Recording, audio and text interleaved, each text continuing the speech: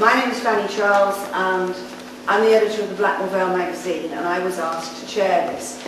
It came slightly out of the blue actually, and I'm very honoured.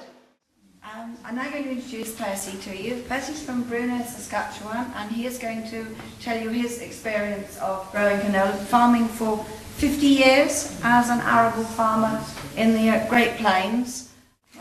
Over to Percy.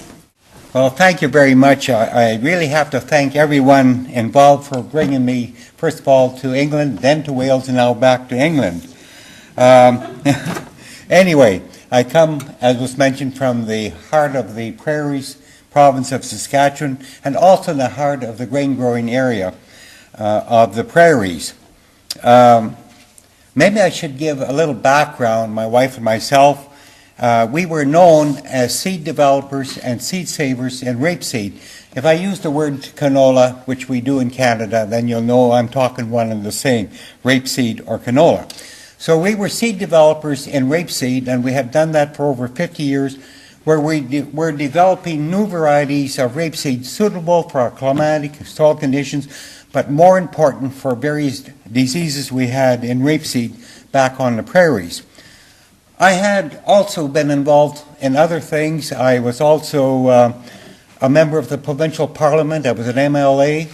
And in my role in government, I had been involved primarily in agriculture, representing my province on the provincial level, but also on the federal level in rules, laws, regulations that I thought would always benefit farmers. I was also a member, or also mayor and councillor of my town, for over 30 years, again involved in agriculture. So I really come from an agricultural background.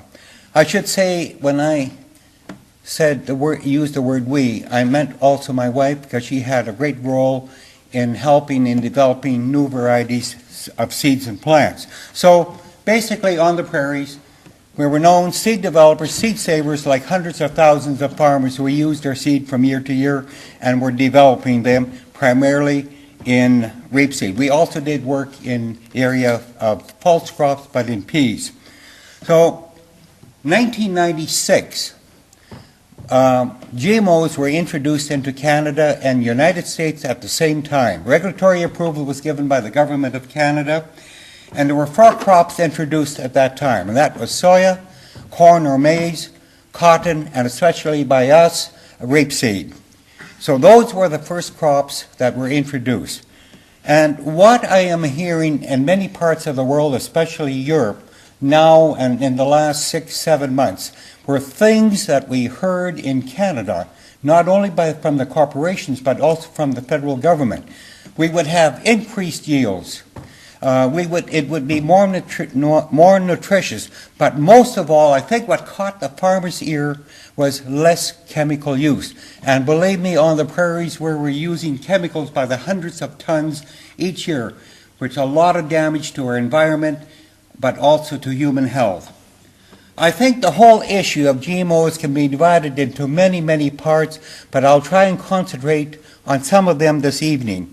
First of all, you have the food issue. You have the environmental issue. You have the loss of biodiversity. You have the patent laws, intellectual property rights versus farmers' rights. So there's many, many issues that arise when you introduce GMOs. I'll go into immediately briefly what has happened to my wife and myself 2 years after the introduction of GMOs, which I said occurred in 1996. In 1998, Monsanto laid what they called a patent infringement lawsuit against my wife and myself. At that point in time, we had never, ever nothing to do with Monsanto. We didn't even know anybody from Monsanto. We had never gone to a meeting or so. So when they laid that patent infringement lawsuit, they said this: we were grown Monsanto's GMO rapeseed without a license from them. And as I said, we had never, ever nothing to do with them. And that came as a great shock, because we realized as seed developers that possibly the canola that we were developing for 50 years was now contaminated with a GMO which we surely did not want. And we said to Monsanto at the time, if you have contaminated our rapeseed that we have worked so long for, you should be guilty, there should be a liability here, and you should pay for the damages. Now, patent laws in Canada, like many countries of the world, come under federal jurisdiction. So by standing up to Monsanto, it went to Federal Court of Canada with one judge. And how often we wished later on that we could have had a judge and jury with farmers on that knew and understood farming, but that was not to be. So in the 2 years of pre-trial, before it went to the main trial, Monsanto admitted that we had never ever used their seed or bought their seed, but they said because they had contaminated us through patent law, they own our seeds and plants. That is the basis. It went to federal court. So what the trial judge ruled is what made the case become internationally known overnight all over the world. And it was the first case on patent infringement on a gene or a higher life form. This is what the judge ruled, and I'll just tell you briefly some of it. He ruled it does not matter how anyone, in my case, a farmer, how you are contaminated. And he went on to say how this could happen. He said cross-pollination, with pollen flowing in the wind, bees, birds, or whatever, or by direct seed movement, seeds blown in the wind, transportation by farmers, hauling it to the farm, hauling it to the market, and so on. And he said if that happens, a farmer no longer owns the seeds or plants, and under patent law, they become the ownership, in this case, of Monsanto. You can imagine how we felt when we lost 50 years of research and development overnight to Monsanto. He also ruled we were not allowed to use our seeds and plants again because of the contamination. Another ruling, it does not matter, he said, the level of contamination. If it's 0.5%, if it's 1% or 2% or 8%, you no longer own your seeds or plants.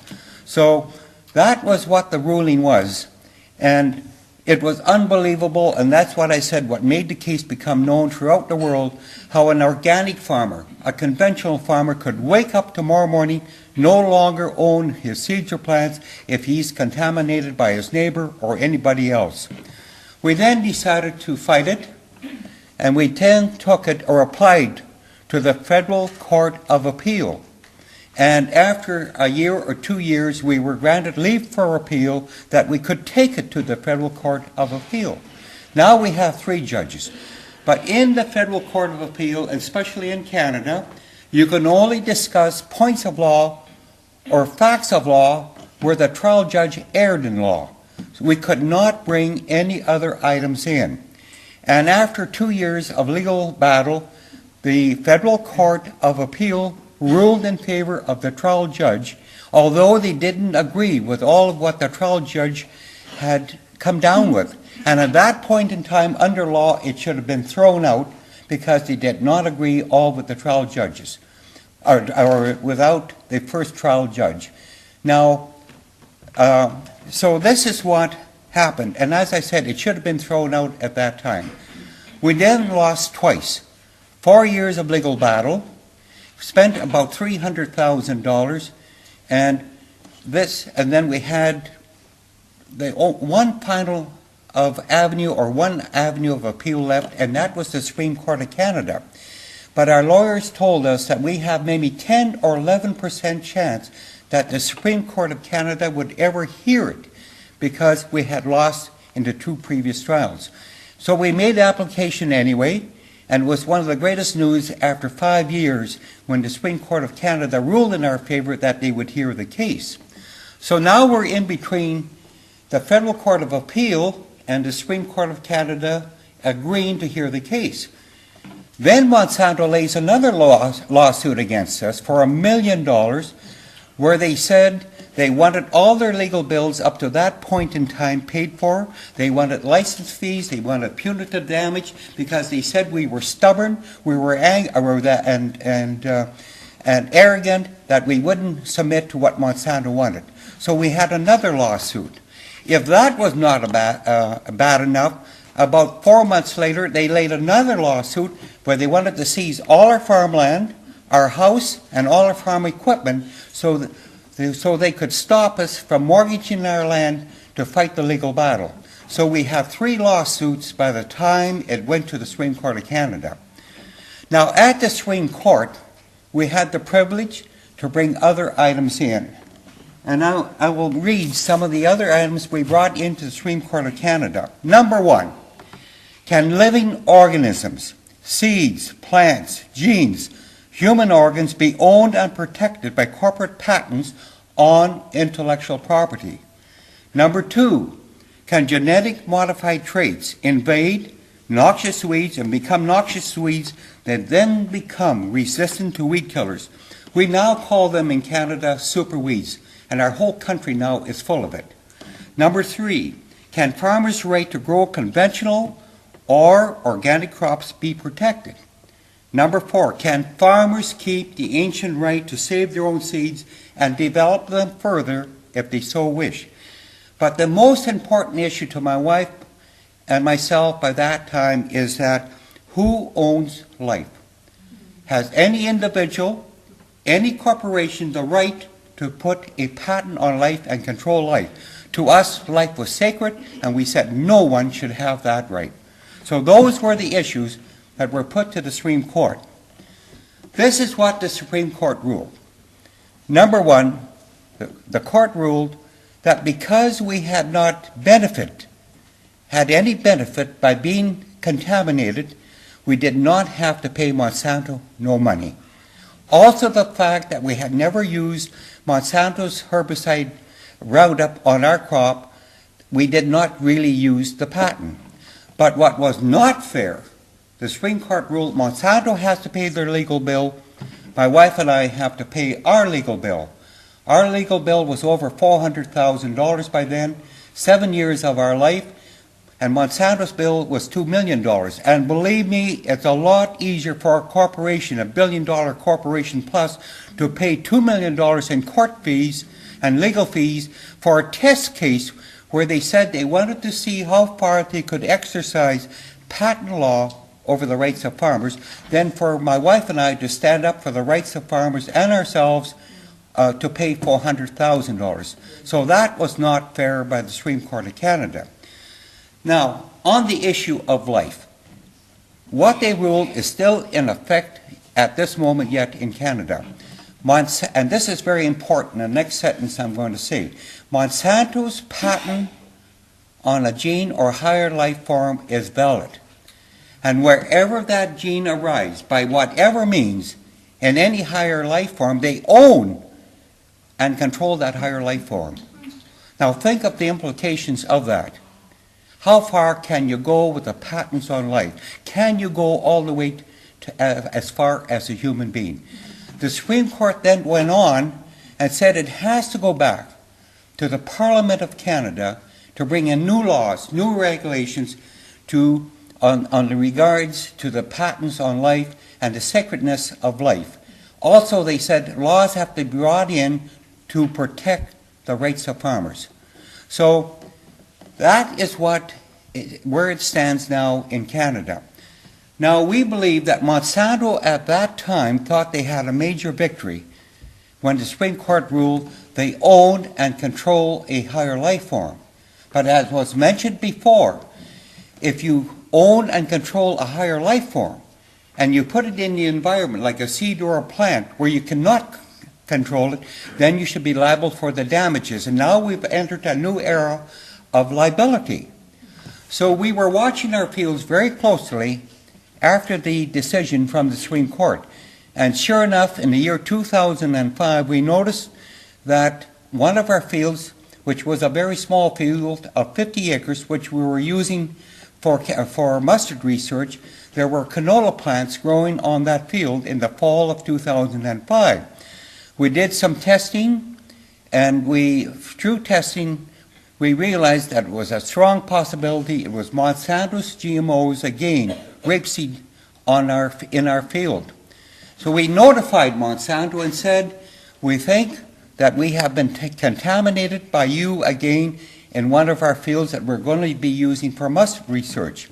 And in all the trials they said, that if a farmer feels he is contaminated with Monsanto's GMO genes, all he has to do is notify Monsanto, and they would come out and remove the offending plants or the seeds or plants. So we notified Monsanto, and indeed 2 days later they did come out. We had staked out 10 or 12 plants where we had sprayed Roundup on. They took samples from those plants. They took samples from other plants in this 50 acres. And we also got copies of everything that they took. 2 days later, they notified us and said, yes, indeed, it's their GMO rapeseed again on our field. And they asked us what we wanted to have done with the contamination. And we had told Monsanto what we had planned to use that field for the following year. And we said to Monsanto, we want every plant, every rapeseed plant on this 50 acres removed by hand. And they agreed to do that. And 2 days later, my wife gets a fax from Monsanto. I was not home. And in that fax was called a release form. But there was a whole paragraph in that release form blacked out. My wife contacted Monsanto and said, there is no way we're going to sign a release form unless we can read the whole document. They then sent the complete document without the paragraph being blacked out. This is what it said in that blacked out paragraph. My wife, myself, or any member of our family could never ever take Monsanto to court again for the rest of our lives, no matter how much they contaminated us in the future on that field. And we said, no way. But the most important thing was they had also a gag order. My wife, myself, or any member of our family could never ever talk to the press or anyone what the terms of settlement were. And we said to Monsanto, there is no way we're ever going to give up our freedom of speech, and we refuse to sign it.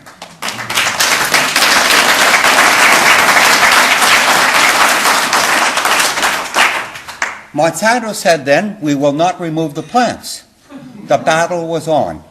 And so we said to Monsanto, we are going to remove the plants ourselves before the pods ripen and the seeds get into our soil. And they sent us a fax back and said, we wish to remind you that those plants on your field are our property, and you're not allowed to do with those plants what you want. So we notified Monsanto and said, get your property off of our property, you're trespassing. So it went back and forth, and finally, before the pods went into seed, we, with the help of 2 neighbors, we physically removed all the canola plants from 50 acres, and we notified Monsanto when we were doing this. I paid my neighbor $640 to help, and then we sent Monsanto the bill. And Monsanto refused to pay it unless we signed the release form. So it went on back and forth for about a year. Oh, in the meantime, they also sent us a fax and said, we wish to remind you that it would be in your best interest not to seed mustard in that field the following year because of the contamination. You can really not sort out canola or rapeseed from mustard seed. So then we said to Monsanto, now you are telling us what we can do or not do with our land. I said, we own the land, we pay the taxes on the land, we're going to do what we want with our own land. So anyway, sent in the bill, they wouldn't pay it, so went to a judge, and then we thought, what way can we bring them to court? We had enough of 7 years of legal battle. And my wife and I talked it over seriously, and we then were prepared to go back to court if it had to be for another 7 years of living hell. We made that decision, and then we decided what court would we take Monsanto to? And we decided on small claims court. And in small claims court, if a judge issues a summons, we have Monsanto in court immediately. We don't have to have any pre-trial. We did that. The judge agreed with us, signed a summons against Monsanto, and we had $1 billion corporation in court on a $640 bill. So in March of this year, the judge had set a date. We went into court When the judge came in, Monsanto's lawyer and Monsanto got up and said, we will settle out of court. They had a check in hand for the $640 plus $20 cost. And it was the greatest victory for us after 10 years now of legal battle, where now we have a precedent set where a corporation now has accepted liability. And now opens the door for farmers all over the world, whether it's Bayer, Syngenta, or whatever, that you have some legal avenue to take a corporation to court if you are contaminated. So that's, like I said, after 10 years of legal battle, it was a great victory, not only for ourselves, but for farmers all over the world. So that's the issue of what we went through and our lawsuits with Monsanto. Now let's go back to GMOs. 1996 introduced, and 1998 the lawsuit. I will say to you this evening some things that will really surprise you. First of all, there is absolutely no coexistence if you ever introduce GMOs in whatever crop it's introduced. There is no such thing as containment. You cannot contain pollen flow, seeds blown in the wind, transportation, or so. Whether the contamination is by pollen flow with bees or with wind or whatever, or seeds blown hundreds of miles. There is no such thing as coexistence. There is no longer a choice. You no longer have a choice. It all becomes GMOs in a matter of a few years. To give you how bad it is now in Canada with GMOs, in those four crops, but primarily on rapeseed and soya, we no longer have any pure rapeseed left in Canada.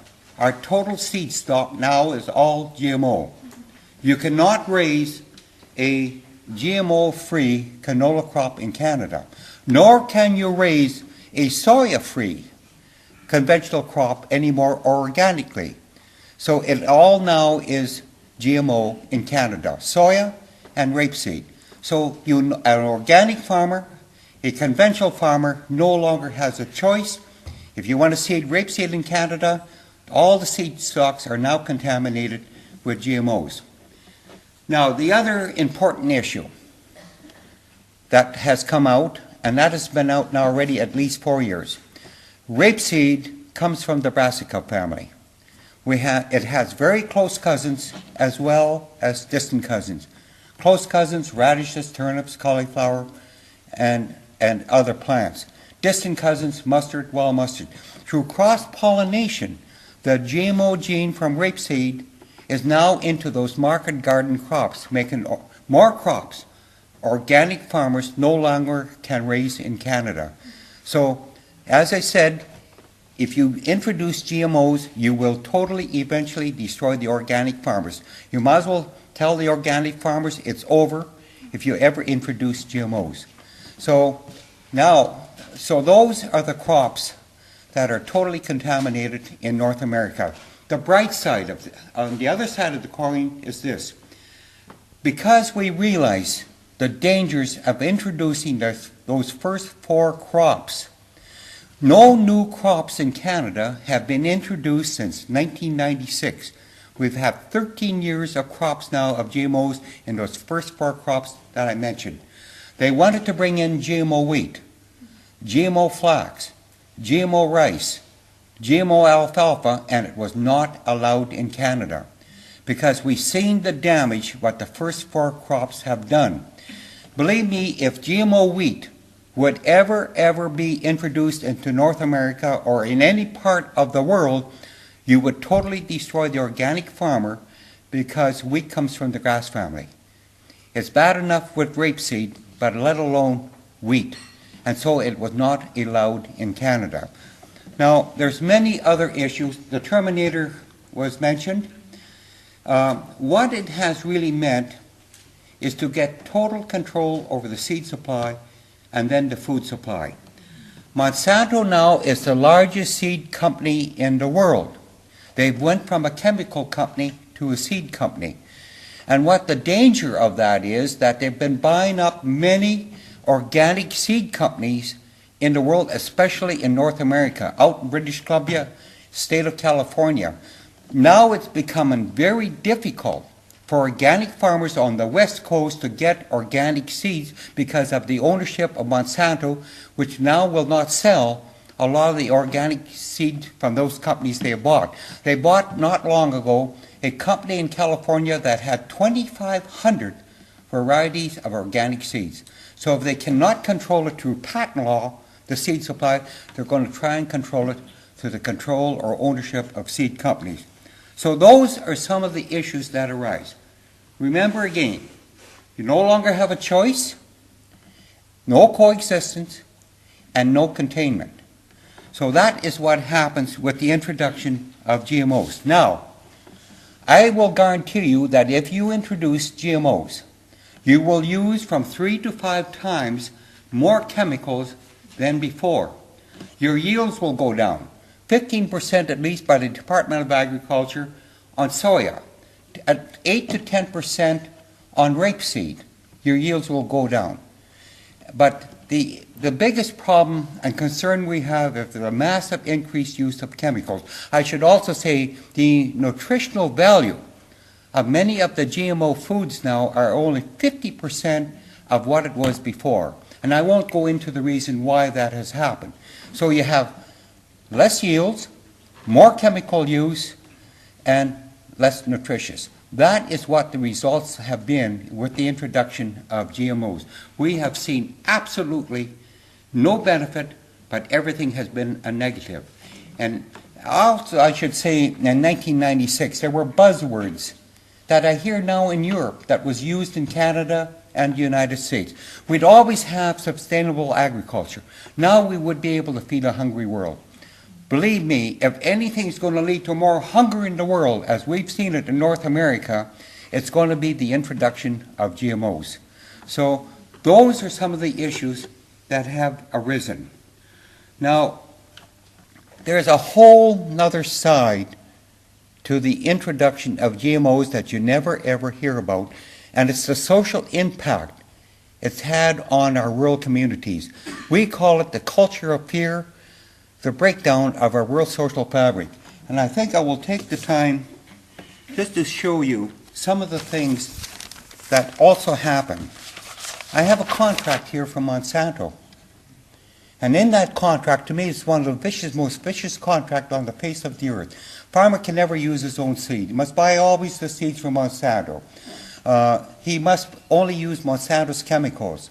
He must pay Monsanto $15 a hectare license fee on each acre he owns each year. He must permit Monsanto's police force to come on his land for 3 years after he signs his contract, and then Monsanto's police can go into a farmer's granaries, into his fields, get his tax records, his farming records, with or without the farmer's permission. Another clause in here, if something happens to your seed, or the seed was not good, or didn't germinate good, you can never take Monsanto to court for any damages. Another clause here, if a farmer happens to commit some violation of this contract, and Monsanto makes the farmer destroy his crop, or takes all the profit from his crop, the farmer cannot talk about it. A gag order, a non-disclosure statement, the same thing that they wanted to get my wife and myself to sign.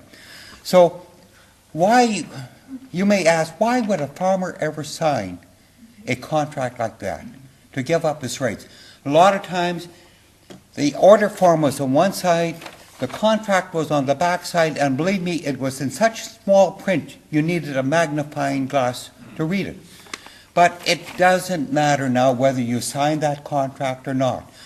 Under patent law, as was stated, if you are contaminated against your wishes, whether you're an organic farmer or conventional farmer, you fall under the same conditions as if you signed the contract, if you are contaminated.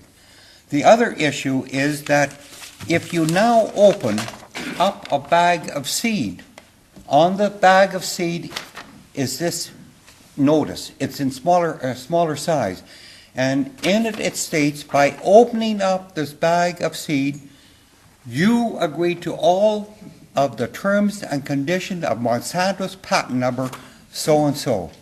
So you don't, if you are contaminated, if you open a bag of seed, you fall under the same conditions if you signed that contract initially. One other point I'm going to bring up, and I think this is the worst thing that could have happened to our farmers. And as a former politician, I think I have never seen something so more vicious than this.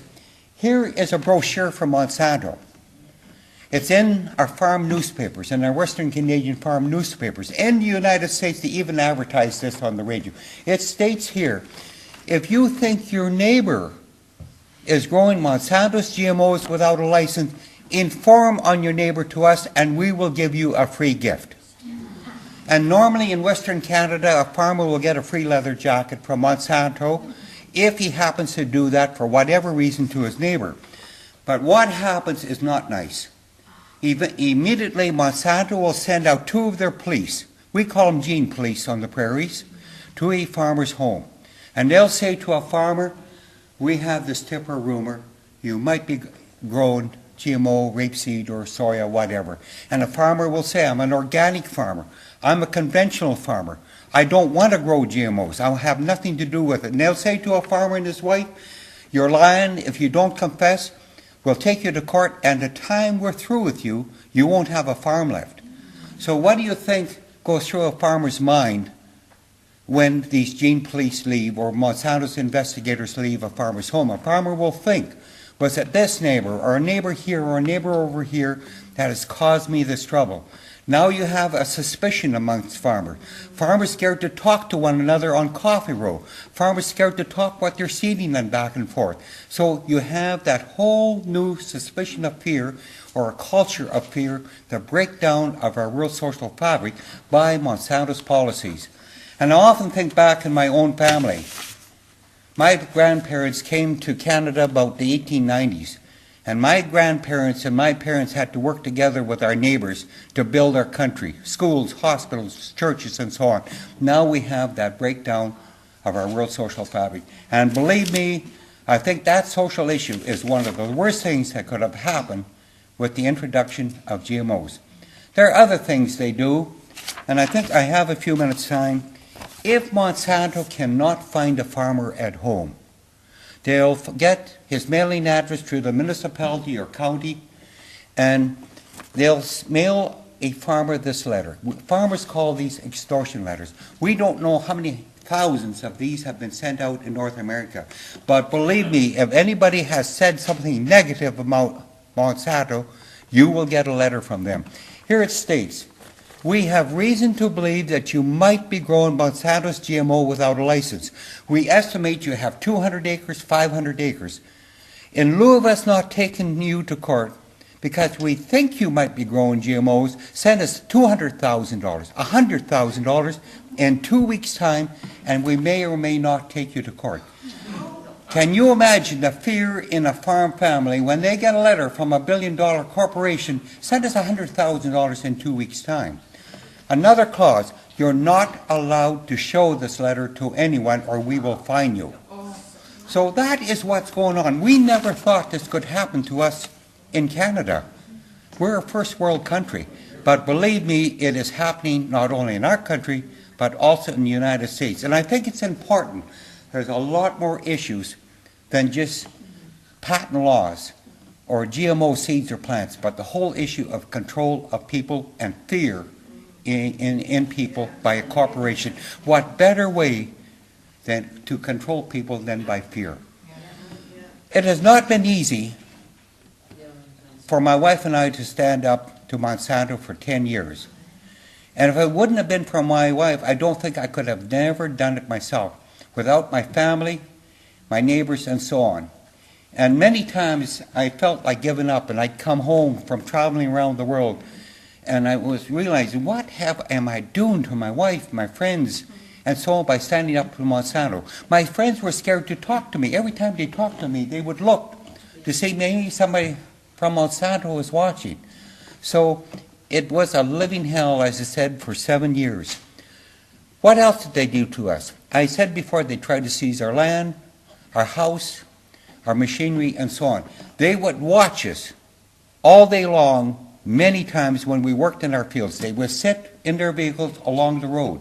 They would come into our driveway and watch what my wife was doing all day long. She would get phone calls, you better watch it, they're going to get you. Many other forums. They would go to our neighbors and say, if you support Percy and Louise Schmeiser, we're going to come after you, and by the time we're through with you, you won't have a farm left. So you can imagine the fear that we went through. We were scared they were going to torch us house. They were going to break my legs from the threats that we were receiving. Worst of all, my wife and I were speaking at Parliament in Cape Town in South Africa. And coming out of the assembly, we ran face to face with one of Monsanto's representatives from Johannesburg. And he was really, we say he lost his cool. And he came down to us and to me and my wife, shook his fist in my wife's face, my face, and said, nobody stands up to Monsanto. We're going to get you, and we're going to destroy both of you somehow, someday. So you can imagine how we felt. So those are some of the issues. There's many other issues that arise when you introduce GMOs. I haven't come here this evening from Canada to tell you what to do. I'm here to tell you what has happened to us as Canadian farmers in 1996. We didn't have anybody to come and tell us what would happen, but you have that benefit. And the choice you make now will be your choice. But also, we are at a fork in the road. The choice you make today will affect generations and generations to come, because talking to many scientists around the world, we don't know yet if it ever can be recalled. You cannot say, well, we'll try it for 2 years. If we don't like it, we'll stop. It doesn't work that way. You introduce it, it's over, and you no longer, I guarantee you, will have any organic farmers. So it's an important choice that you have to make now here in England.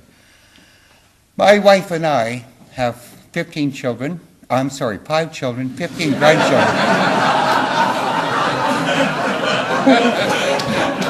Sorry.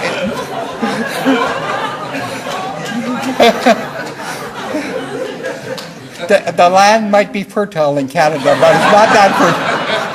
but it's not that fertile. Anyway, we have 5 children and we have 15 grandchildren, 1 great-grandchild and 1 on the way. And we often looked at this in the last 10 years. What kind of a legacy do we really want to the future generations? Do we want our future generations, our children, our grandchildren, great-grandchildren, to have air and water, soil, and so on, food with poisons? I don't think any of us here tonight want to leave that kind of a legacy, and neither do we. And that's why we've given all that we have, the rest of our lives, to fight for the rights of people, to always have good food, safe food, and so on. And so that we can leave that legacy, as I said. So, but you have to do something now. Tomorrow, it will be too late. So with that, again, as long as my wife and I, my wife is 76, she'll be 77 in a short time, so I'll be 78. And we gave a commitment back in 1998 when we stood up to Monsanto that as long as we have life in us, we're going to go down fighting for the rights of people and farmers all over the world in regards that they always have safe food and be able to use their seed from year to year. Thank you very much for giving me the opportunity to speak to you.